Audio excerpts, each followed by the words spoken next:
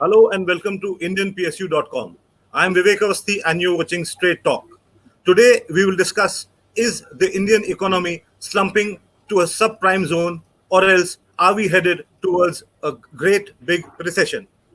Joining me on the show are Mr. Shiv Gopal Mishra, General Secretary, All India Railway Men's Federation; Mr. Alok Joshi, Senior Journalist and former editor of CNBC Awaz; Mr. Rajesh Badal, another Senior Journalist and ex-editor of Raj Sabha TV.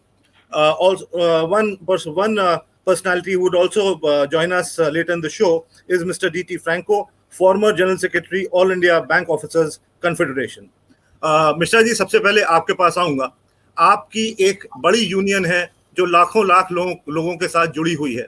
आपको क्या इस तरह का कुछ अंदेशा लगता है कि आने वाले समय में हमारी इकोनॉमी बहुत नीचे जाने वाली है, सब प्राइम जोन में जा सकती है, और क्या हम एक बड़े डिप्रेशन की ओर ताक रहे हैं? विवेक भाई, आप जो बात कह रहे हैं उसमें पूरी सत्यता नज़र आ रही है कि पोस्ट कोरोना जो पीरियड है उसमें जो हम लोग महसूस कर रहे हैं, देशवासी भी, मैं समझता हूं कि मैं भी एक देशवासी हूं, तो मैं भी इस बात को महसूस कर रहा हूं कि जो हमारी जीडीपी है वो पहले से कहीं ज़्यादा नीचे चली गई है. उत्पादकता एक तरीके से विराम लग गया है.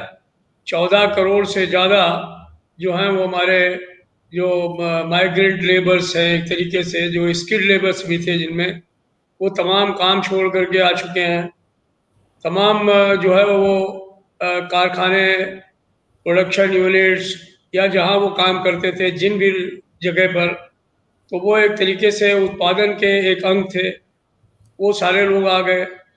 जिनको काम कराना है वो जो है उद्योग धंधे सब एक तरीके से बंद हैं या बंद होने के कगार पे हैं, चालू नहीं कर पा रहे हैं उनको. बाजार जो हैं वो खोल दिए गए हैं लेकिन उनमें ग्राहक नहीं है. तो ये जो तमाम परिस्थितियां हैं जिनसे कि इकोनॉमी बूस्ट हो सकती है, जिससे कि जीडीपी बढ़ सकता है, तो वो जब सारी चीज़ें ठंडी हैं तो कैसे हो सकता है? एक तरफ माननीय जो है वो हमारी फाइनेंस मिनिस्टर जी ने कहा कि हम 20 लाख करोड़ रुपए का बूस्टर डोज दे रहे हैं इसकी इकोनॉमी को रास्ते पर लाने के लिए, लेकिन वो बूस्टर डोज लगा कहाँ पे, किसको उसका लाभ हुआ? ना तो वो जो है वो, मैं समझता हूँ कि जो लोग एक तरीके से कम्प्लीटली रूइन लोग हैं, सब कुछ छोड़ करके चले आए हैं एक तरीके से अपने विलेजेज में, ना तो उनको उसका लाभ मिल रहा है, और ना ही जो है वो इसका लाभ जो है वो मैं समझता हूँ कि जो है वो मिडिल क्लास को मिल रहा है. हाँ, कारपोरेट को हो सकता है कि कुछ इसका लाभ मिल रहा हो, वो बेहतर जो है वो हमारे साथी राजेश जी और आलोक जी बता पाएंगे. लेकिन मुझे लगता है कि जो ये सारी प्रक्रियाएं हैं सरकार की, वो देश की इकोनॉमी को ऊपर उठाने में अभी तक तो असफल रही हैं. और हर समय यही चर्चा चलती रहती है कि कभी बैंक को बेच लो, कभी बीमा को बेच लो, कभी रेलवे को बेच लो. तो उन सब के बेचने से कितना लाभ होगा मुझे नहीं लगता है, और देश में एक इकोनॉमिक संकट तो आने वाला है, इसमें कोई शक नहीं. राजेश जी, अगला सवाल आपसे, क्या आपको लगता है कि वही वाला किस्सा हो गया कि माया मिली न राम? देखिए, ऐसा है कि मैं इसका उत्तर थोड़ा सा अलग नजरिए से देना चाहता हूं. एक कहावत है, इतिहास अपने को दोहराता है. हमने देखा था कि 1930 में ग्लोबल लेवल पे, विश्व स्तर पर एक मंदी का दौर आया था, और उसमें बड़ी संख्या में लोगों के रोजगार छीने थे, बड़ी संख्या में कारखाने बंद हुए थे, उत्पादन ठप हुआ था. तो आज जिस स्तर पर हम सामना कर रहे हैं कोरोना का, तो इसमें दरअसल हमारी जड़ों का भी एक दोष है, और कोरोना के इस कालखंड ने हमको एक सकारात्मक सोच का अवसर दिया है कि जो अतीत की गलतियां या अतीत की जो प्राथमिकताएं हमारी थी, उनको अब ठीक करने का समय आ गया है. देखिए, हम जब बात करते हैं आर्थिक उदारीकरण की, तो 1991 को याद करते हैं, जब प्रधानमंत्री नरसिंह राव ने इस तरह का एक कार्यक्रम छेड़ा था, क्योंकि उस समय हमारी जो आर्थिक स्थिति थी, आप जानते हैं, जब चंद्रशेखर प्राइम मिनिस्टर थे तो कैसी थी. लेकिन आज हम जो स्थिति देख रहे हैं, अब हमें उस सब समग्र नजरिए से उसको सोचने की जरूरत महसूस हो रही है। और वो सोचने की जरूरत इसलिए महसूस हो रही है कि हर देश का अपना एक चरित्र होता है। हमने दूसरे देशों के साथ मिलकर ग्लोबली हमने उस इकोनॉमी के साथ साझीदार बनकर कदम से कदम मिलाकर बढ़ने की कोशिश की। कई साल तक हम कामयाब रहे, लेकिन अंततः हम, जैसे कि मिश्रा जी ने अभी बताया कि 14 करोड़ लोग घर लौट आए।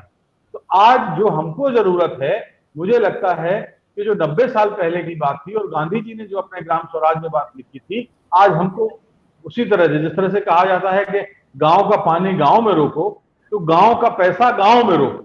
यानी आप गांव में जब तक नहीं जाएंगे, जब तक आप सहकारी खेती, जो कि एक जमाने में फ्रांस और इटली में शुरू हुई थी, अगर आप सहकारी खेती पे शुरू नहीं करेंगे, अगर आप मैट्रिक से एक उद्योग अपने छात्रों को पढ़ाना शुरू नहीं करेंगे, आप जब तक पॉलिटेक्निक को, इंजीनियरिंग कॉलेज तो हम देखते हैं कि कुकुर मुत्तों की तरह बन रहे हैं, लेकिन हमारे पॉलिटेक्निक बंद हो रहे हैं, जिनमें अनस्किल्ड लोगों को, हायर सेकेंडरी पास लोगों को, मैट्रिक पास लोगों को स्थानीय स्तर पर रोजगार सिखाए जाते थे, वो सब बंद हो गए हैं, काफी हद तक बंद हो गए हैं। उनके पास बजट नहीं है और वो एक अपेंडिक्स की तरह हमारे समाज पर बोझ बन रहे हैं।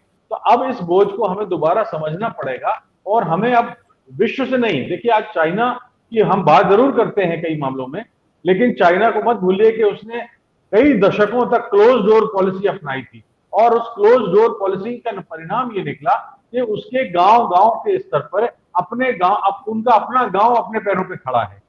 तो अब हम जब बात करते हैं कि भारत एक कृषि प्रधान देश है, तो हमें अपने गांव से उस इकोनॉमी की समीक्षा करनी पड़ेगी, उस गांव को, उस भूमि सुधार का कार्यक्रम लागू करना पड़ेगा। ये कोई बहुत आसान नहीं है। कोरोना काल ने हमको ये सोचने का अवसर दिया है कि हम हर चीज, हम जो भी करना चाहते हैं बड़े स्तर पर करना चाहते हैं। हम अंतर पूंजी निवेश मांगते हैं, पूंजी निवेश के बहाने हम, ईस्ट इंडिया कंपनी ने क्या किया था, पूंजी निवेश किया था और हमको गुलाम बनाया था।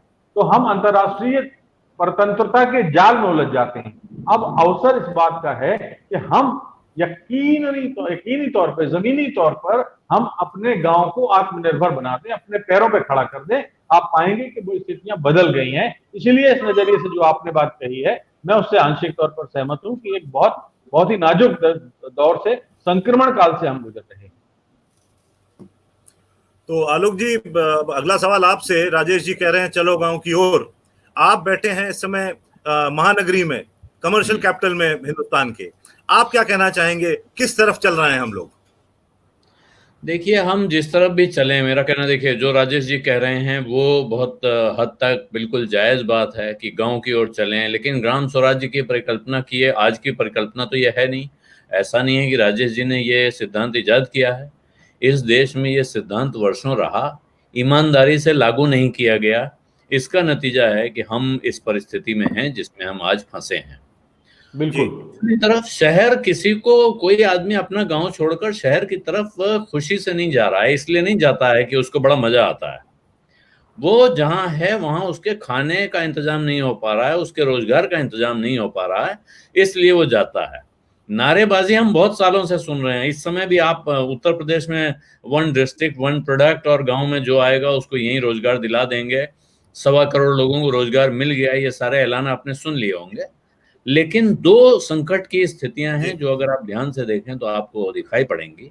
एक, अभी गरीबों का पलायन हुआ था बड़े शहरों से, अब मिडिल क्लास का पलायन शुरू हो गया है, आपको अगर पता चल रहा हो। और ये ऐसा पलायन है जो दिख नहीं रहा है। ये लोग हवाई जहाज से जा रहे हैं, अपनी गाड़ियों से जा रहे हैं। अनेक बड़ी इमारतों में आप पता करेंगे तो दिखेगा कि वहां बहुत सारे लोग किराए पे रहते थे, छोटी नौकरियां करते थे। किसी की नौकरी चली गई है, किसी से कह दिया गया अब तुम वर्क फ्रॉम होम करो। वो सोचता है जब वर्क फ्रॉम होम करना है तो मैं यहाँ से क्यों करूंगा, मैं लखनऊ चला जाऊंगा, इलाहाबाद में रहूंगा, प्रयागराज में, वहां से कर लूंगा, भोपाल में मेरा परिवार है वहीं चला जाऊंगा। ऐसी जगहों को लोग धीरे धीरे जा रहे हैं और ये दिख नहीं रहा है, महसूस नहीं हो रहा है। लेकिन इनमें बहुत से लोग ऐसे भी हैं जो वर्क फ्रॉम होम करने नहीं जा रहे हैं। उनकी तनख्वाहें कट गई हैं, आधी हो गई हैं, या उनको कह दिया गया है कि अब आप 4-6 महीने के लिए कहीं चले जाइए, हम आपको तनख्वाह देने की हालत में नहीं है, आपको नौकरी 6 महीने बाद हालत सुधरेगी तब दोबारा बात करिएगा। हो सकता है कि काम मिल जाए, हो सकता है न मिले। तो तमाम लोग बेरोजगार होके जा रहे हैं। आप नारेबाजी में खूब सुन रहे हैं कि बड़े सबको अपने अपने गांव में रोजगार मिल जाएगा, लेकिन क्या वो मिल पाएगा, ये एक बड़ा गंभीर सवाल है। पश्चिमी देशों में देखें तो वहां तमाम सरकारें अपने लोगों को पैसा बांट रही हैं। हमारे यहाँ भी प्रयास किया गया है, एक बहुत गरीब लोगों के खाते में पैसा डाला जा रहा है, लेकिन ये परिस्थिति ऐसी है जिसमें उतने गरीब लोगों की मदद से काम नहीं चलेगा। आपको मध्यवर्ग तक मदद करने की स्थिति सरकार की होनी चाहिए। अगर वो ये करने की हालत में नहीं आती है तो संकट दो तरफ से गहराता चला जा रहा है। पहले लग रहा था कि मुंबई में बीमारी है, महाराष्ट्र में है, अब आप देखिए उत्तर प्रदेश का पता कर लीजिए, लखनऊ शहर में बेड नहीं मिल रहे हैं, 8-8 घंटे लोग एम्बुलेंस में घूम रहे हैं।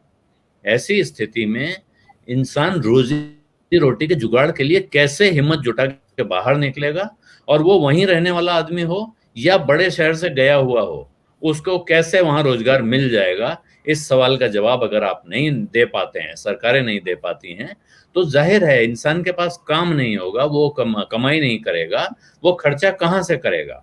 और अगर कोई खर्चा नहीं करेगा, कुछ समय अभी लग रहा है हवा में शेयर बाजार के इंडेक्स को देख के कि बड़ी तेजी है, बड़ी तरक्की है, लेकिन सच बात यह है कि लोगों के हाथ में पैसा नहीं है, खर्च करने को नहीं है। जो कुछ बचत थी, आप देख रहे हैं जो बहुत जरूरी सामान वाली कंपनियां हैं उनकी बिक्री पिछले 3 महीनों में अच्छी बढ़ी हुई दिखाई दे रही हैं, इसलिए कि इंसान मजबूरी में जो खाने पीने का खर्चा हो तो करेगा ना। लेकिन इसको ये मान लिया जाए कि नहीं सब अच्छा हो गया है, बुरा वक्त बीत गया है, बुरा वक्त बढ़ता जा रहा है। अब संख्या ये हो रही है कि 2 दिन में 1 लाख मरीज बढ़ जा रहे हैं देश में। इस हालत में आप अगर सरकार की तरफ से मदद देने की स्थिति में नहीं आते हैं तो मुझे नहीं लगता है कि व्यक्ति अपनी मदद कर पाएगा। बहुत कम लोग हैं जिनके पास अपनी पुरानी बचत रखी होगी जिससे उनका गुजारा चलेगा, या वो लोग जिनके पास अपने खेत हैं, अपने खाने कमाने का वो उगाते हैं, उनका गुजारा चलेगा। लेकिन बाहर से अगर इतने जो करोड़ों लोग जा रहे हैं, अभी मिश्रा जी ने बताई गिनती, वो तो उनकी है जो जा चुके हैं।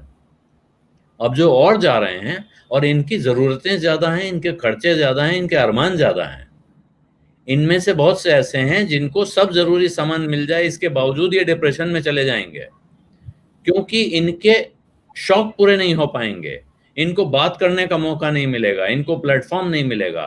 तो एक दिमागी बीमारी का संकट और ऊपर से मंडरा रहा है, उसको भी देखना पड़ेगा। अर्थव्यवस्था की बीमारी तो अपनी जगह है।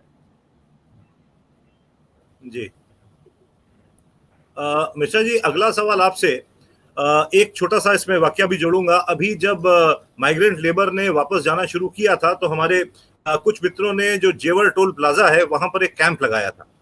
वहां पर हमको कई लोग नंगे पैर भूखे प्यासे घर जाते दिखे, जिसमें से हमने कई लोगों से बात की तो कुछ नुआंसे हो गए। उन्होंने इतना तक कहा है हम क्या करें, और कम से कम अपने गांव जाएंगे तो हमें इतना सुकून है कि हमें 2 टाइम की रोटी मिल जाएगी और कुछ मिले या ना मिले।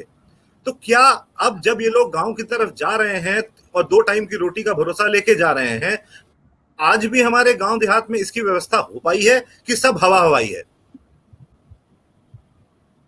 देखिए, अभी आलोक जी ने और राजेश भाई ने बहुत स्पष्ट तौर पर इस बात को कहा, और ये बात सही है कि अगर हम सफल हो जाएं कि लोगों को गांव में रिटेन कर सकें तो शायद हो सकता है कि एक बार सर्वाइवल हो जाए।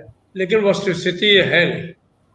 वस्तुस्थिति ये है कि आदमी जब शहर में काम कर रहा था तो उस समय वो कुछ न कुछ स्किल्ड वर्क कर रहा था। उस समय वो कुछ ऐसा काम कर रहा था जिसको कि वो समझता था कि ये हमारे लिए इज्जत का काम है। चाहे वो सूरत में था, अहमदाबाद में था, पंजाब में था, या मुंबई में था, या बेंगलोर में था, या चेन्नई में था। अभी जब वो गांव में आया है तो उसको ये कहा जा रहा है कि आप मनरेगा में नाम लिखा लीजिए। पहली बात तो मनरेगा में नाम लिखाना ही मुश्किल है।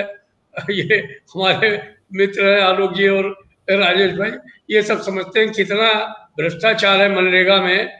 अब उस पर अभी चर्चा करूंगा तो बहुत लंबी हो जाएगी। तो एक तो उसमें नाम लिखाना मुश्किल, और नाम लिखाते ही जिस व्यक्ति ने पंखे में, बत्ती में, एसी में काम किया हो, या मान लो थोड़ा मोटा काम भी किया हो, उस आदमी को आप वो जो है फावड़ा पकड़ा दें कि चलिए वो खो दिए, तो वो तो ऐसे ही आधा मर जाता है कि हम कहाँ फंस गए आकर के। तो ये सब जी। कहने की बातें हैं। आपने गांव में कोई ऐसा इंफ्रास्ट्रक्चर नहीं बनाया, गांव को आपने इंडिपेंडेंट कभी होने नहीं दिया। अगर इंडिपेंडेंट होने दिया होता तो वो क्यों जाता वो बाहर, वो अपने गांव में रहता, अपने घर में रहता। तो ये जो कहते हैं कि गांव में वो रोटी कमा लेगा खा लेगा, ये कुछ नहीं होगा। थोड़े दिन बाद गांवों की हालत जो है और खराब होगी। ये लोग जो बाहर से आए हैं, इनको खाना नहीं मिलेगा, वो नहीं मिलेगा। जो चीजें अभी शहर में लोग जो है वो दंगे करते थे, ये वो करते हैं, आप देखिएगा थोड़े दिन आने के बाद में गांवों में दंगे होंगे, सिर्फ भूख के सवाल की। आलोक जी एक सवाल आपसे है। जिस तरह से कोरोना के केसेस बढ़ रहे हैं और भारत इस समय पूरी दुनिया में दूसरे नंबर पे पहुंच गया है, अभी दो बड़े त्योहार सामने हैं, रक्षाबंधन और बकरीद। अभी से लोगों में चर्चाएं शुरू हो गई हैं कि शायद इस दौरान देश में एक लॉकडाउन और लगाया जाए, 3 दिन 4 दिन 5 दिन 1 हफ्ते का। क्या आपको इसकी संभावना लगती है या आप इसको टोटली रूल आउट करते हैं? नहीं, ये देखिए, ये तो मतलब एक तो पहली बात तो जो सरकार इस वक्त देश में चल रही है और जो राज्यों में चल रही हैं, ये क्या करने जा रही हैं, ये किसी तर्क के आधार पर इसका विश्लेषण हो नहीं सकता है। तो हम लोग, आपको अगर याद हो, बचपन में अगर आपने रामचरितमानस पढ़ा हो, उसमें अंदर एक रामशला का प्रश्नावली होती थी। आंख बंद करके उंगली घुमाइए और जहां रख दीजिए वहां उस सवाल का जवाब मिलेगा। तो ये सरकार क्या करेंगी, इसका जवाब तो वहीं से मिल सकता है। इसका जवाब हम आप किसी तर्क के आधार पर दे नहीं सकते हैं। लेकिन जो दूसरा संकट है लॉकडाउन को लेकर, लॉकडाउन बार बार लग रहे हैं, हट रहे हैं, डिले हो रहे हैं, फिर टाइट हो रहे हैं। लॉकडाउन को पहली बार जब लगाया गया और जिस अंदाज में प्रचार हुआ, ऐसा लगा कि अब 21 दिन के लॉकडाउन के बाद हम इस बीमारी से मुक्त हो जाने वाले हैं। जो सबसे बड़ी गलतफहमी और गफलत थी, और जो इस देश में ठीक से वो समय इस बात का था कि पहले दिन लॉकडाउन लगाने के साथ इस बात की तैयारी की जाती कि हम जैसे ही लॉकडाउन खत्म होगा तो हम क्या करेंगे, देश कैसे आगे बढ़ेगा, इकोनॉमी कैसे खुलेगी, लोगों के आने जाने का, उनके इलाज का इंतजाम कैसे होगा, बीमारी के से शिकार लोगों का पता कैसे लगाया जाएगा, उनका इलाज कैसे होगा। देखिए, मैं जिस शहर में बैठा हूं बहुत बदनाम हुआ इस मामले में कि यहाँ सबसे ज्यादा केस आए देश में, और मैं बहुत समय तक डरता रहा। मेरे परिवार वाले मुझे फोन करके कहते थे, वहां क्यों फंसे हुए, इधर आ जाओ। लेकिन अब मुझे लगता है कि अगर मैं यहाँ से लखनऊ चला गया होता तो मैं आज वहां और ज्यादा खतरनाक स्थिति में फंसा हुआ होता। मुंबई में इतनी बड़ी व्यवस्थाएं फिर भी की गई हैं, बड़ी बड़ी जंबो फैसिलिटी बना दी गई है, पूरे स्टेडियम को अस्पताल में तब्दील किया गया है, और वहां वो सुविधाएं भी उपलब्ध हैं। ऐसा नहीं कि यहाँ लोग परेशान नहीं है। धारावी जैसी जगह पर भयानक संक्रमण के बाद वहां काबू पाया गया है। बार बार वो फिर परिस्थिति जैसी थोड़ी ढील होती है तो वो फिर फैलने लगती है बीमारी। तो ये तैयारी अगर नहीं करेंगे तो लॉकडाउन कब तक चलेगा, ये एक प्रश्न है। और शुरू में बहुत समझदार अर्थशास्त्रियों ने ये सवाल उठाए थे। मेरी बात हुई थी A.K. भट्टाचार्य साहब, बिजनेस स्टैंडर्ड के संपादक हैं, उनसे। उन्होंने कहा था, भाई ये जीवन और जीविका के बीच में आप ऑप्शन के तौर पे नहीं रख सकते हैं कि लाइफ वर्सेस लाइवलीहुड का सवाल बना दिया है लोगों ने। लाइफ प्लस लाइवलीहुड का सवाल है, जीवन को आजीविका के सामने क्यों रख रहे हो? ये दोनों चीजें एक साथ जरूरी हैं। तो सरकार को ये इंतजाम करने थे कि जीवन भी चले और आजीविका भी चले। ये इंतजाम कैसे हो? सरकार ने कह दिया कि आप किराया मत लीजिए। मकान मालिक का खर्चा चलता है कि नहीं, इसका हिसाब नहीं रखा। दुकानदार से, छोटी फैक्ट्री चलाने वाले से कह दिया कि अपने कर्मचारियों की तनख्वाह मत काटो। उसके पास पैसा कहाँ से आएगा, इसका हिसाब नहीं किया। सरकार अब नहीं रह गई, लेकिन बिजली बिल जो आ रहे हैं इस समय मुंबई में 4-4, 5-5 गुना बिजली बिल। दिल्ली की क्या खबर है आपको पता होगी, बाकी शहरों से भी लोग शिकायतें कर रहे हैं। ये बिजली के बिल आ रहे हैं। म्यूनिसिपैलिटी अपने टैक्स के नोटिस भेज रही है, इनकम टैक्स डिपार्टमेंट अपने टैक्स के नोटिस भेज रहा है, उसमें कहीं कोई रियायत नहीं है। क्यों नहीं है भाई? आप, भारत सरकार क्यों ये ऐलान नहीं कर सकती है कि इस साल इनकम टैक्स में जो लोग 1 लाख रुपए से कम साल का चुकाते हैं उन सबको छूट दी जा रही है। जो इससे ज्यादा चुकाते हैं, चलिए उनको आप छूट मत दीजिए कि उनके पास ज्यादा पैसा होगा, आप मान लेते हैं, लेकिन लाख रुपए तक का टैक्स भरने वाले सभी लोगों को इस साल टैक्स नहीं देना होगा। अगले 3 साल में किस्तों में बांट के ले लिया जाएगा, अगर उस समय तक हालात सुधर गए। भारत सरकार अपनी जेब से क्या दे रही है किसी को? राज्य सरकार किसी को क्या दे रही है? सिर्फ ये 2,000 रुपए अकाउंट में डालना, 5 किलो गेहूं चावल देना, इससे गुजारा हो जाएगा? मैंने ऐसी तस्वीरें देखी हैं, आपने भी देखी होंगी, कि लोग अनाज लेकर जा रहे हैं बनिया की दुकान पर और कह रहे हैं भाई ये ले लो, इसके बजाय हमें टूथपेस्ट, तेल और शैम्पू दे दो। आजकल कोई भी गरीब से गरीब इंसान भी अपने को साफ सुथरा रखना चाहता है। वो जमाने गए कि वो सादे पानी से नहा लेता था और मिट्टी से बाल धो लेता था। अब उसको भी लगता है कि मुझे बाल रखने तो शैम्पू से धोने हैं, इसमें तेल लगाना है। ये व्यवस्थाएं कौन करेगा? आपको जो बेसिक जरूरतें हैं लोगों की वो समझनी होंगी और उसके हिसाब से प्रोविजन करने होंगे। वरना तो ये लॉकडाउन लगाओ, लॉकडाउन हटाओ, इसमें किसी को चालान कर दो। अब सुना है कहीं 1 लाख रुपए का चालान शुरू हो गया है, जहां मास्क लगाए बिना अगर आप निकलते हैं। उससे होगा क्या? जी, झारखंड। जी, तो झारखंड में लोग बिना मास्क के निकलेंगे, आप 1 लाख का चालान ले लेंगे, नहीं लेगा तो जेल में डाल देंगे। उससे क्या होगा? आपके राज्य की, आपके शहरों की जनता बच जाएगी कोरोना से? वो आदमी बच जाएगा इसकी आप गारंटी देते हैं?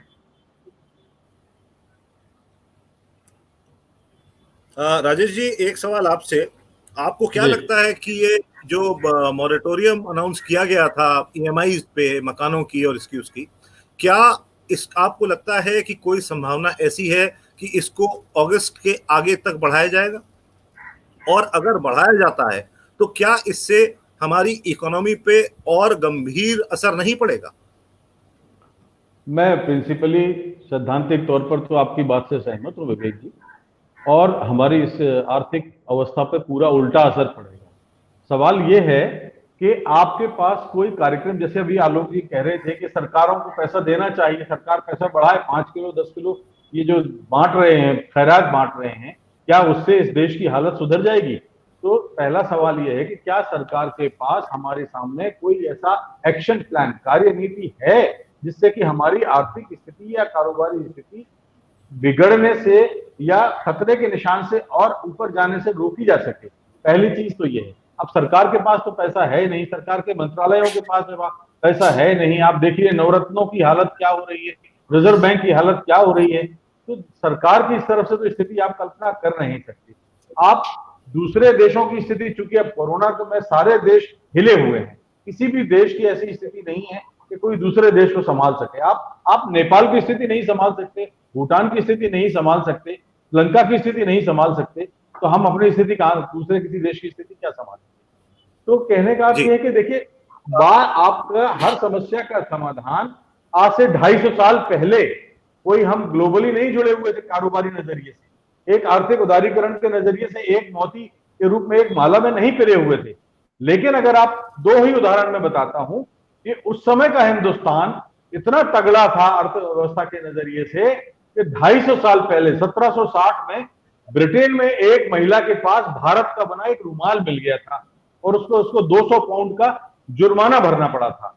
डेनियल डिफो ने लिखा था कि ब्रिटेन और यूरोप के सारे देशों की अर्थव्यवस्था भारत के कपड़ों ने चौपट कर दी है। उस समय तो भारत के कपड़े कोई बड़े कारखाने में नहीं थे, ऐसे नहीं थे कि बहुत बड़े व्यापक पैमाने पर औद्योगिकरण हमारा हो चुका था। हमारे यहाँ तो गांव-गांव में चलने वाले हथकरघे थे।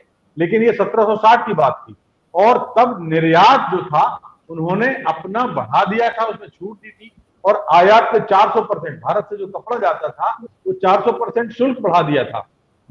आप विल्सन ने क्या कहा था कि ब्रिटेन के मैनचेस्टर और पैसले के कारखाने बंद हो जाते अगर भारत पे हम इस तरह से पाबंदी नहीं लगाते। केवल हॉलैंड एक ऐसा देश था जिसने हमारे कपड़े पे जो आयात है वो होने दिया था।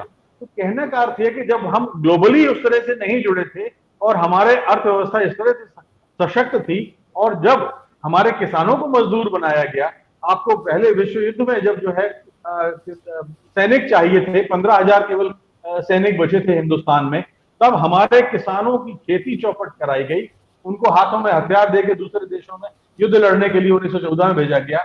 उसके बाद लगातार ये भर्ती जारी रही। तो हमने तो अपनी खेती की कमर तो तब तोड़ दी थी। आपको याद होगा कोयम्बटूर में एक स्कॉटिश कलेक्टर थे और कोयम्बटूर में वहां के लोग गए तो उन्होंने कहा कि हम जो है आपसे श्रीमान कपास उगाने का लाइसेंस चाहते हैं। हम तो कलेक्टर ने पूछा कि कपास क्यों उगाना चाहते हैं, आप तो गेहूं उगाइए, आपका पेट भरेगा। उन्होंने कहा श्रीमान आपका जो लगान है वो लगान इतना अधिक है कि कि हम कपास अगर उगाएंगे तो आधा पैसा आपका लगान भर देंगे और आधा पैसा हम अपना खा लेंगे, मतलब आधे पेट रह करके, आधे भूखे रह करके हम आपका लगान तो चुका पाएंगे। गेहूं अगर हम उगाएंगे तो सारा गेहूं हम खा जाएंगे, आपका लगान कैसे चुकाएंगे? मतलब ये सदियों से हमारे यहाँ ये चीज रही है और हम उस चीज को भूल जाते हैं। और भी पहले जाइए, वास्को डी गामा 1498 में हमारे यहाँ आया। 1 मिनट में बात खत्म करता हूँ, 1 मिनट में, ये बल्कि 40 सेकंड में। 1498 में वास्को डी गामा हमारे यहाँ आया और जब वो लौटा तो 60 जहाजों में, यहीं बने जहाज, इतनी संपत्ति लेके लौटा। रॉबर्ट क्लाइव ने 1757 में इतनी प्रॉपर्टी यहाँ से लेके गया, सारी जिंदगी उसको 40,000 पाउंड की सालाना कमाई होती रही। तो जब स्थिति हमारे यहाँ ग्लोबली हम नहीं जुड़े थे, आज ये सोचने की बात है मित्रों कि हम क्यों नहीं उस चीज पे जाते जहां से हमारे पास धन का खजाना छिपा हुआ है। जी जी जी। In the meantime, Mr. Franco has joined us. But before we go to Mr. Franco, मेरा मिश्रा जी से एक आखिरी सवाल है, क्योंकि मिश्रा जी को अभी यहाँ से एक मीटिंग अटेंड करने के लिए जाना है, तो उनको थोड़ी सी जल्दी है। मैं मिश्रा जी के पास जाऊंगा, उसके बाद फ्रैंको साहब के पास जाऊंगा। मिश्रा जी, मेरा आपसे आखिरी सवाल इससे पहले कि आप मीटिंग के लिए जाएं, ये है कि देश को इस आर्थिक क्या कहेंगे इसको, इस आर्थिक तंगी से निकालने के लिए या इस आर्थिक हालात से उबारने के लिए क्या प्राइवेटाइजेशन, पब्लिक सेक्टर यूनिट्स का, रेलवे का, बैंक्स का, क्या यही एकमात्र कदम है? इसके अलावा और कुछ नहीं हो सकता है कि हम अपनी पुरानी धरोहर को ना बेचें और बिना बेचे किसी तरह इस झंझट से बाहर निकल जाएं? देखिए, ये जो ये निजीकरण या पीएसयूज का बेचना या अपनी जो शेयर्स हैं उनको, सरकारी शेयर्स को बेच देना, मैं तो ये मान करके चलता हूँ कि ये सरकार भले कह रही हो कि ये रामबाण है, यही सरकार नहीं, पहले वाली सरकार भी ऐसी बातें करती रहती थी बहकी बहकी कि ये रामबाण है। लेकिन मैं एक बात ये जानता हूँ कि ये अगर प्रक्रिया को अपनाया गया तो हम और बुरे हालात में जाने वाले हैं। अभी तो एक आशा की किरण है ये हमारे पब्लिक सेक्टर, आशा की किरण है हमारी ये सरकारी संपत्तियां, जिनसे कि हम कभी ये आशा कर भी सकते हैं कि शायद हमको फिर पुराने गौरव पर ले आए, चूंकि कई बार ऐसी नौबतें हमारे सामने आई हैं। लेकिन इन्हीं पब्लिक सेक्टर्स ने, इन्हीं सरकारी बैंकों ने, इन्हीं सरकारी परिक्षेत्र ने, इसी सरकारी रेलवे ने, इन्हीं सरकारी दूसरे संसाधनों ने देश को बचाने का काम किया। तो अगर ये सोच करके ये चल रहे हैं कि नहीं हम इनको बेच करके जो है वो कुछ काम चला लेंगे, तो ये चलने वाला नहीं है। और या कर्जा लेके काम चला लेंगे तो उससे भी इतना काम चलने वाला नहीं है। हमने देखा है कि हमारे यहाँ कर्जा उतारने के लिए, ब्याज उतारने के लिए जो है वो कर्जा ले लिया जाता है। तो यावत जीवेत घृतम पीवेत ऋणम कृत्य, यावत जीवेत सुखम जीवेत ऋणम कृत्या घृतम पीवेत, ये वाला जो सिद्धांत है चारवाक का, वो अगर चलाने की कोशिश की जाएगी तो बर्बादी के अफसाने जो है वो लिखे जाएंगे, उगाए जाएंगे। मैं नहीं समझता हूँ कि किसी भी हिसाब से निजीकरण जो है वो इसका इलाज हो सकता है। जी, बहुत बहुत शुक्रिया Mishra ji. Mr. Franco, thanks for joining us. Now I'll come to you straight away and I'll ask you the main question of the show. That is the Indian economy slumping towards a subprime crisis? Your comments, please. Definitely, because on July 11th, the RBI governor, while addressing a conclave in SBI, has categorically said that we are getting into a crisis. It has come from the horse's mouth. Already IMF has predicted that our GDP growth is going to be affected by 4.5 to 5% because of this crisis. And contradictory to what was being projected by the Prime Minister, he had addressed a meeting after the March 24 in Varanasi, where he had said that it's like Mahabharat war, within 18 days, which we should be able to bring it under control. But today, now 4 months are gone, and the situation is becoming worse. And RBI governor has also accepted that even before the COVID-19, we were in a slump. He has stated exactly that we were in an accommodative mode because the economy was slowing down. And he has stated that we have already pumped in more money to create an liquidity, 9.57 lakh crores we have poured in, and that should have helped the economy. But he says that the NPA is going to increase, banks are going to require more capital, and this is definitely going to be a difficult times. He has not given solutions. That is the unfortunate thing. What we are wanting is to look for solutions. There are ways. The other speaker was also saying, internationally, what is happening? The other countries, there has been a lot of fiscal stimulus.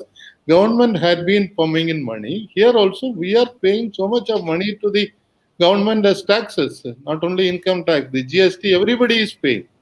In spite of that, the economy is slowing down because of the policies we have been implementing. We brought in the demonetization, then we implemented the GST in a hurry, and then we merged the banks. Those banks are still not really functional to give adequate credit. 11 banks were put under a turnaround plan, but nothing practically happened. And today now we are talking about the privatization of the public sector banks, public sector undertakings, which the other speaker was mentioning. I would like to compare it with selling the Mangal Sutra of a lady to get some food for the house. That is the position the government has reached. They don't have money, so they want to sell everything and do something. Now, what I would like to suggest is an alternative. What has to be done? Number one, even now, you and me pay 30% of our income as tax. And Ambani Adani also pay only that percentage of tax. So you have to tax the rich, the 10% of the population, which is owning more than 80% of the wealth of this country. If they are taxed more, that money will help the government to finance developmental activities. We require investment in infrastructure. We require investment in the rural areas. We require investment in the industries. Then only the economy can be revived. Secondly, the government has to support the states. They are not even giving the GST due to them in time. So states are suffering a lot, and states are the one who can really develop the economy. Number three, the banking sector today it is getting contracted. Number of branches are going down. Employees are going down. This is the time you require more number of branches, more number of banks, and you have to give more credit in the rural semi-urban areas, which will help the economy to revive. It will create stimulus, and that will create employment. This we have seen in the past after 1969. The economy could develop and the employment could be growing because of the investment of the banks. But today banks are scared of giving loans because the economy is not growing. So the time has come that we have to reorient the entire policy. The policies for long, not only this government, even the last government, had been to help the richest in the country, and that has helped the 10% of the population, whereas 90% of the population is not getting the benefit. So you have to reverse the policies so that you can create a stimulus in the economy. Otherwise, we are definitely leading towards a collapse. Mr. Franco, before you had joined in the debate, I was asking the other panelists whether the moratorium of installments offered to people who've taken loans, etc., from banks, would it be, further taken for next 2-3 more months after August? And if at all it is done, will it be good or bad for the health of the banking sector of the country? See, moratorium has to be extended because industry has not become functional. All the malls are closed. The supply chain is totally cut off. Till we restore the supply chain, the business and the trade, they cannot improve. They cannot really function. So what is required is not only extending the moratorium, but also taking care of the interest portion of that. Now, after 6 months, working capital, immediately you have to pay the interest for 6 months. That will lead to another NPA of that account. Instead of that, the people are demanding, and we have been demanding also that, like other countries, let the government take care of certain portion of the interest at least. through an interest subvention scheme. Otherwise, it will be very difficult for them to pay the amount, and because of that, total employment is going to be affected very badly. So I would suggest that the moratorium has to be extended. Number two, the interest portion, at least 50% of the interest should be also waived by the government taking care of that interest portion. आलोक जी, आप शायद कोई I सवाल have a पूछना question चाहते for Mr. Franco. Mr. Franco, I would like to delve a little further in this point only about the moratorium. You were saying, and you're rightly saying, because the relief needs to be extended for a extended period of time. Lots of people who are in distress are not in a position to pay back. But don't you think that this moratorium also is affecting the financing companies, the finance companies or the banks in a manner that the real pain is not coming to the surface? It will come to the surface only after the moratorium is lifted, and when demands for payment are going to be there, and then when people don't pay up, then only the bank will come to know that there are now this much more NPA in the system than what we perceived at the beginning of the lockdown or the moratorium. Sir, I agree with your argument, but my solution, what I would suggest is that, see, banks today are not having any financial crisis. They are having adequate funds. The deposits are still increasing, though because of some fear, there are a lot of newspaper reports and social media reports that people are taking investing money in the gold and land. But in spite of that, there is adequate fund available with the bank. The NPA is going to increase. How it is going to be tackled is that earlier we have followed the RBI guidelines, what was called the restructuring. Many of these loans will require restructuring. Those industries which are not able to function.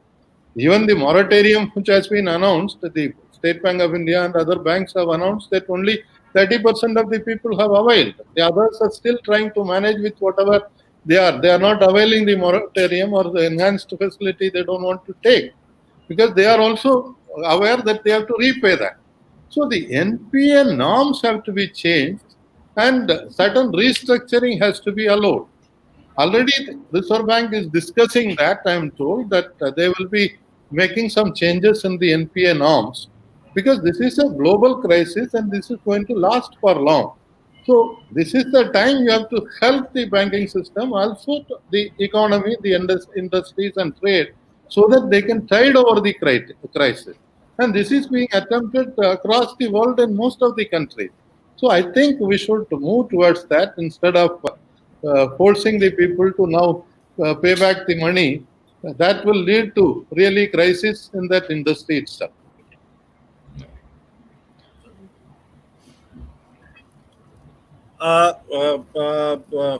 Rajesh ji, एक आज हमारे पास एक खबर आई थी जो हमने की है.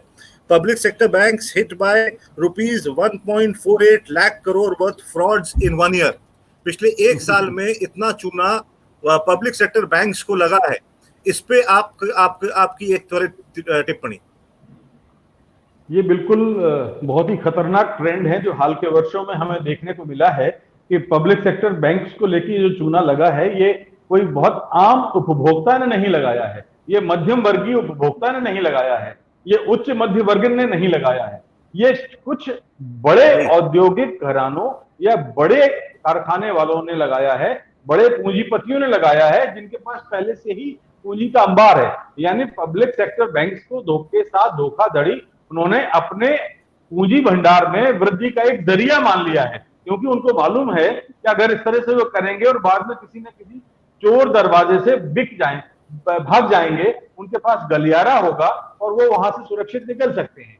मैं तो एक आशंका इसमें और जोड़ना चाहता हूं कि हमने देखा है कि कुछ बैंक जो अचानक बहुत ही अपने तंत्र में संकट का अनुभव कर रहे हैं, तो कुकुरमुत्तों की तरह ऐसे अजीबोगरीब किस्म के बैंक पैदा हो गए हैं, नए नए बैंक पैदा हो गए हैं, जिनको देख करके ताज्जुब होता है कि उनकी बाजार में कोई साख है नहीं.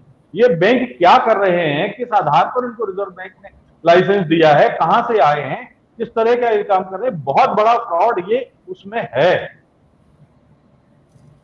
जी Mr. Franco, same question to you. Public sector banks hit by rupees 1.48 lakh crore worth frauds in 1 year. State Bank of India has been the biggest sufferer and has suffered 30% of such losses. What do you say? How can this be stopped, and how can the Indian public sector banks be saved now? नहीं, मैं बिल्कुल मानता है जो साहब ने बोला था, बड़ा बड़ा आदमी लोग बड़ा बड़ा अमाउंट लेकर के भाग जाता है. See, but there are two major type of frauds taking place now. One is the one he was mentioning about the Vijay Mallayas and Mahar Chokshis, Jatin Mehtas, and those kind of people who have done bigger frauds. These are corporate frauds. Anil Ambani has done a great fraud. He has not paid back the money of many of the loans he has taken. That is one side. There are frauds also. Secondly, the major small frauds which is increasing in a tremendous speed is the digital frauds. Today, our system, we have put the cart before the bullock. Before preparing a proper system of security, we brought in this digital economy and we brought in the UPI platform. And in the UPI platform, the frauds which are taking place, we are not able to trace. Every day we are getting hundreds of complaints from the customers. They call up saying that somebody from the bank called and said that there is some problem with the account, so you have to make some changes. We are sending a one-time password, you share it, and people share. In spite of banks repeatedly saying that we don't ask for password, people in a hurry, they just give a password, believing that it is a call from the bank, and within seconds, money is transferred. And after that, they lodge a complaint. There is not a single case I have come across, at least my own friends, learned friends, aged friends who have been affected, more than 100 of them. They have lodged police complaint, and even now, not a single rupee has been recovered, because finally the cybercrime says that we are not able to trace where the money has gone. So we have to correct that system first. Otherwise, the frauds are going to increase a lot. Secondly, this large frauds which the sir was also mentioning, there the interference of the government is there. The board of directors are there. The representatives of the RBI are in the boards of the public sector bank. Finance ministry representative are in the bank, the boards, and they are taking the collective decision. But nobody has been held responsible anytime. No MD has been held responsible. No director has been held responsible. So that system has to be strengthened. They say that no, people are scared of giving advances, so you should relax the norm. I would say, being there in the bank for 40 years, the bank systems are good. There is those who are honest, they are always protected. So you don't have to relax the norms, rather you have to strengthen the norms and make the top people also accountable. आलोक जी, आप कुछ कहना चाह रहे थे? जी, मैं Mr. Franco brought in a very important point while adding with this fraud element, that the government interference in banks and all other public sector units is responsible to a great extent to the downfall of the particular industry or a particular bank. If you are saying, अभी आप कह रहे हैं कि हमको privatise करना है, सरकार को हर काम क्यों करना है, तो आप इसकी शुरुआत यहाँ से करिए ना कि सरकार अब कंपनियों के काम में दखल नहीं देगी. जो उस कंपनी के अंदर प्रोफेशनल्स हैं वही अपनी कंपनी चलाएंगे.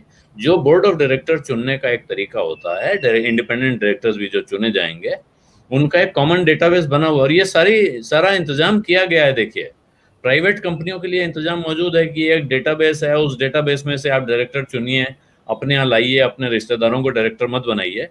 लेकिन भारत सरकार के रिश्तेदार लगातार डायरेक्टर बनते रहेंगे. ये जो सत्तारूढ़ पार्टी है, इसके कितने प्रवक्ता इस वक्त किन किन कंपनियों के डायरेक्टर हैं, इसकी लिस्ट निकाल लीजिए, आपको समझ में आ जाएगा. और उनका उस कंपनी में क्या एक्सपर्टीज है. एक डॉक्टर साहब हैं जो पेट के सर्जन थे, आजकल वो फुल टाइम पैशन से पॉलिटिशियन हैं, लेकिन वो ऑयल और नेचुरल गैस कॉर्पोरेशन के डायरेक्टर हैं. उनकी क्या एक्सपर्टीज है. आपने उन्हें किसी मेडिकल कंपनी में डायरेक्टर बना दिया होता तो मैं तब भी समझ लेता. एक दूसरे प्रवक्ता हैं जो एक बैंक के डायरेक्टर हैं, वो आर्थिक सेल चलाते थे। मैं तब भी मान लेता हूं, ठीक है भाई, ये आर्थिक सेल चलाते थे, इनको अर्थशास्त्र की जानकारी है, एक बैंक में डायरेक्टर बन गए। हालांकि मेरी राय ये है कि सरकार अगर प्राइवेटाइजेशन करना चाहती है, वो कहती है कि सरकार की भूमिका नहीं होनी चाहिए, उन्हें इन कंपनियों को आज़ाद छोड़ना चाहिए। इनके अंदर प्रोफेशनल मैनेजमेंट मौजूद है, उन्हीं में से डायरेक्टर्स बने। एक कंपनी का डायरेक्टर, जो ये कंपनियों का आपस में लेन देन होता है, ओएनजीसी का काम शिपिंग कॉरपोरेशन करता है, एचपीसीएल और बीपीसीएल के लोग उनसे तेल खरीदते हैं और उनको सप्लाई करते हैं। ये लोग आपस में एक दूसरी कंपनी में डायरेक्टर बन सकते हैं। एक पूल अवेलेबल है टैलेंट का, पुराने अफसर हैं, पुराने डायरेक्टर हैं, वो इंडिपेंडेंट डायरेक्टर हो सकते हैं। आप उनको छोड़ें और कहें जो कंपनी अच्छा परफॉर्म कर रही है, जैसे प्राइवेट सेक्टर में होता है, वहां शेयर होल्डर चुनाव करेंगे और सरकार नुकसान कर ले अपना। मैं ये भी नहीं कहता हूं कि अच्छा धंधा बेच दे और खराब धंधे पे बैठी रहे। सरकार अपना स्टेक रखे, लेकिन उसको एक साइलेंट इन्वेस्टर की तरह रखे। जो कंपनियां अच्छी चल रही हैं उसमें पैसा कमाए, जो कंपनियां खराब चल रही हैं धीरे धीरे उनमें से बेचने की कोशिश करे, अगर निकलना चाहती है तो निकले, या वहां मैनेजमेंट बदलें। क्योंकि जब वो स्टेक जिन लोगों के पास होगा, अगर अब आप वहां माइनॉरिटी शेयर होल्डर्स को और एम्प्लॉइज को वोट डालने की, चुनने की आज़ादी देंगे, तो वो उस कंपनी को बेहतर करने की तरफ बढ़ेंगे। एम्प्लॉइज का स्टेक होना चाहिए कारोबार में, उनको आप स्टेक होल्डर बनाएंगे तो फिर वो अपनी दुकान की तरह सोचेंगे, उस तरह उसको आगे बढ़ाने की दिशा में बढ़ेंगे। अब आप लोगों को डायरेक्टर बना देंगे, वो काम करेंगे। कल को जब कोई जालसाजी पकड़ी जाएगी तो डायरेक्टर लोगों का तो नाम भी नहीं आएगा, पकड़े जाएंगे वो मैनेजर साहब जिन्होंने फाइल पे सिग्नेचर किया था। इसी चक्कर में बैंकों के मैनेजर बहुत सारे लोन पास करने से डरते हैं। लोग कहते हैं कि वो कर्जा दे नहीं रहे हैं। कर्जा कोई आदमी देगा अपनी फाइल पूरी करके। मैं ऐसे 50 बैंक मैनेजर्स को जानता हूं जिनके पास आप कभी भी जाइए वो लोन देने के लिए तैयार बैठे होते हैं। वो कुछ सवाल पूछते हैं, कुछ कागज मांगते हैं, आप उनके फाइल का पेट भर दीजिए ईमानदारी से, या उनको कन्विंस कर दीजिए कि आपका बिजनेस जेन्युइन बिजनेस है, आपकी रिक्वायरमेंट जेन्युइन रिक्वायरमेंट है। मुझे नहीं लगता है कि सरकारी या प्राइवेट, इन दोनों बैंकों के मैनेजर लेवल के अफसरों में या उससे ऊपर के अफसरों में ऐसा कोई भेद है कि मैं इसको दूंगा और इसको नहीं दूंगा। ये जो भेद है, जो पैसा डुबाने वाले लोग हैं, ये कहीं और से आते हैं और उन कठपुतलियों के तार कोई और चला रहा होता है। संकट की जड़ वहां है, बैंकिंग सिस्टम के अंदर नहीं है। A very interesting bit of news coming in. Vijay Mallya asked government to accept loan repayment of closed cases against him. My last question to all you three gentlemen, 1 minute each, because we are running short of time. Should the government of India accept this offer in these times of Corona? I'll start with Mr. Thomas, please. Number one, Vijay Mallya is offering only to repay the loan, not the interest. Yes. But whatever he is willing to pay, we have to accept first. But action cannot be waived. Somebody kills somebody, after that they say that, sorry, I have killed. Will we leave them? Action has to be taken against him. Number two, sir was talking about the board of directors. After 2014, in none of the public sector banks, the officer or employee director, two directors are supposed to be there as representatives. Nobody has been appointed after 2014. 2017, I filed a case in Delhi High Court. High Court gave a directive to the government of India to immediately fill up that post, but till date, not a single appointment has taken place. So there is no watchdog role within the boards of the banks. Point well taken. Rajesh ji, उसी सवाल पे दोबारा आ रहा हूं कि विजय माल्या ने कहा है कि भारत सरकार का वो जो उन्होंने पैसा लिया है देने के लिए वापस तैयार हैं वो, और उनके खिलाफ जो भी केस हैं वो बंद हो जाने चाहिए। आज के कोरोना काल में जब भारत एक आर्थिक संकट से गुजर रहा है, एक आर्थिक संकट की घड़ी से गुजर रहा है, तो क्या गवर्नमेंट ऑफ इंडिया को उनका ये ऑफर एक्सेप्ट कर लेना चाहिए? हाँ तो क्यों, ना तो क्यों? मेरा ख्याल है कि उनका ये प्रस्ताव हमको स्वीकार कर लेना चाहिए, और स्वीकार इसलिए कर लेना चाहिए कि हमने 1947 के बाद से इस देश में एक दंड विहीन समाज की रचना की है, दंड विहीन देश की रचना की है, जहां अमीरों को और बड़े उद्योगपतियों के ऊपर कोई दंड नहीं होता। तो इसलिए उनका प्रस्ताव निसंकोच स्वीकार करना चाहिए। अन्यथा हमें नहीं भूलना चाहिए कि विजय माल्या ने जो आप इस बात के गवाह हैं कि दिल्ली में जो फॉर्म के लिए जो ट्रैक बनाया था वो भारत में अपने आप एक अनूठी शुरुआत थी, और जैसे ही ये सब मामला बंद हुआ वो सब सारा बंद हो गया। आज वहां शादी ब्याह हो रहे हैं। तो जो इन्वेस्टमेंट अगर उनके पास चुकाने के लिए पैसा है, तो पापी अगर सुधर जाए तो क्या दिक्कत है? मुझे तो इसमें कोई तकलीफ नहीं दिखती, क्योंकि अगर आप नहीं भी आने देंगे तो आपके अपराध बंद नहीं हो जाएंगे। अगला कोई विजय माल्या निकल के 4 साल बाद आएगा, कोई 4 साल बाद फिर कोई तीसरा निकल के आ जाएगा, तो ये सिलसिला तो बंद होने वाला है नहीं। तो अगर स्थितियां कोई लौट के सुधार सकता है तो क्या बुरा है? आलोक जी, घर का पैसा घर वापस आ रहा है, क्या कहेंगे आप? मेरे इसमें दो बातें कहनी है, थोड़ा सा टाइम ले लूंगा विवेक, हालांकि आपका टाइम खत्म हो रहा है, आपने कहा है। लेकिन मेरा एक पहला विजय माल्या के मामले में मेरा मानना है कि विजय माल्या ने कोई जालसाजी की है, इसका बहुत पक्का सबूत सामने नहीं है अभी तक। मेरे हिसाब से विजय माल्या एक एम्बिशियस बिजनेसमैन थे। दूसरा, वो शराब का कारोबार करते थे। तीसरा, उनकी लाइफस्टाइल ऐसी थी कि वो, आप कहते हैं सुरा सुंदरी सब सामने दिखती थी, तो बहुत लोग इस बात से चिढ़ते हैं, कहते हैं बहुत अय्याश आदमी है, चोर है, बदमाश है, इसको सजा होनी चाहिए। लेकिन विजय माल्या जहां डूबा है वो उसका बिजनेस डिसीजन गलत हो गया, ये आपको मानना चाहिए। वो किंगफिशर एयरलाइंस नाम की एक कंपनी उसने खोली जो बहुत ही फ्लैम्बॉयंट एयरलाइंस थी। जितने लोगों ने उसमें सफर किया सब खुश होकर लौटते थे कि मजा आ गया भाई, क्या एयरलाइंस खोली है, क्या शानदार इसमें खाना मिलता है, क्या बढ़िया गिफ्ट देता है। तो उसने उस समय सामने खड़े थे कैप्टन गोपीनाथ डेक्कन एयरवेज लेके, जो बिल्कुल सस्ती एयरलाइंस थी। उस धंधे में उमाद खा गए, इस चक्कर में उन्होंने बहुत बड़ा कर्जा उठा रखा था, जो उस ग्रुप में यहां से वहां किया होगा कि एक ग्रुप की एक कंपनी से दूसरे में डूबा, तो ये पैसा डूब गया इसमें, क्योंकि उस आदमी का आचार व्यवहार ऐसा था कि उसको चोर कहना बड़ा आसान है कि ये आदमी, जैसे भारत में जो आदमी शराब पीता है वो तो बदचलन होगा ही, इसमें कोई शक शुबा नहीं, आसानी से कहा जा सकता है। शराब पीता है, सिगरेट पीता है, मांस खाता है, तो अम्मा नंबरी आदमी है, इसको तुरंत पकड़ के पिटाई करो। इस अंदाज में विजय माल्या को एक तरह से विलेनिफाई करना आसान होता है। अगर उसके ऊपर कोई क्रिमिनल चार्जेस थे तो वो उस वक्त, वो तो भागा तो इसी सरकार में ना, कहा जाता है पिछली सरकारों ने उसको भगा दिया, ये बात तो गलत है। और उसके साथ बड़े पवित्र लोग हैं दूसरे जो कि इसी तरह के कांड करके भाग गए हैं। दूसरा सवाल इससे जुड़ा हुआ, अभी एक रुचि सोया नाम की कंपनी है इंदौर बेस्ड, राजेश बादल जी उनके बारे में अच्छे से जानते होंगे। 1800 करोड़ रुपए का कर्जा था। उस कंपनी को एनसीएलटी चली गई, वो नेशनल कंपनी लॉ ट्रिब्यूनल, वो वहां उसको एक नया मालिक मिल गया। वो नए मालिक हैं इस वक्त हर मर्ज का इलाज स्वामी रामदेव जी, जो पतंजलि चलाते हैं।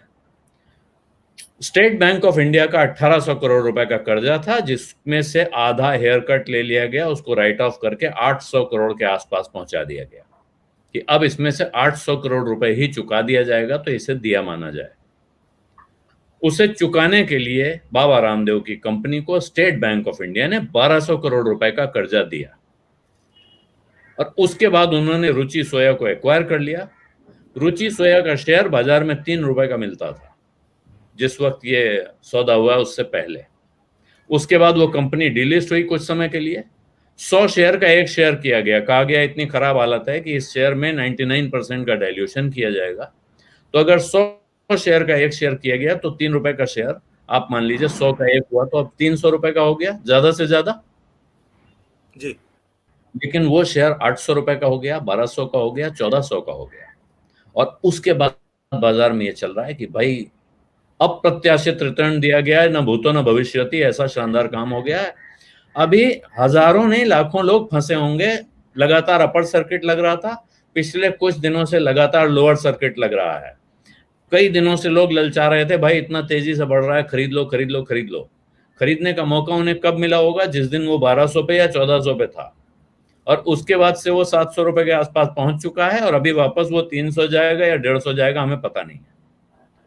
तो जब आप एक तरफ एनसीएलटी प्रोविजन चला रहे हैं, आईबीसी चला रहे हैं, कह रहे हैं आधा ही दे दो, 60% दे दो, 40% दे दो, दूसरी तरफ विजय माल्या आपको कह रहा है कि मैं 100%, वो उतना तो चुका रहा है जो उसने लिया है।